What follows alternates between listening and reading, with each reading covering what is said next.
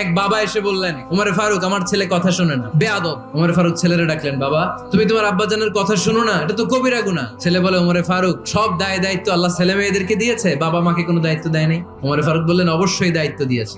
তাহলে বলেন আমার বাবার দায়িত্ব কি? উনি বললেন, প্রাইমারিলি প্রথমত 3 দায়িত্ব। পৃথিবীর প্রতিটি বাবার উচিত ছেলেদের মেয়েদের জন্য ভালো মায়ের ব্যবস্থা করা। 2 নম্বরে সুন্দর তার একটা নাম রেখে দেয়া। 3 নাম্বার তার আল্লাহর কিতাব শিক্ষা দেওয়া। এবার ছেলেকে আমার আব্বা 3টার একটাও করে নাই।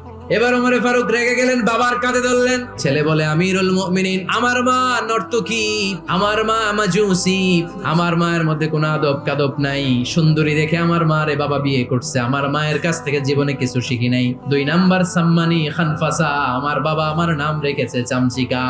ওয়ালাম ইউআল্লিমনি হারফাম মিন কিতাবিল্লাহ, আমিরুল মুমিনিন, শুধু তাই না, আল্লাহর কোরআনের একটা অক্ষর আমার বাবা কোনোদিন আমারে শিক্ষা দেয় না। ওমর ফারুক রেগে গেলেন, এবার বাপের কান্দে ধইরা মারতে শুরু করলেন। তুই ফুলার নামে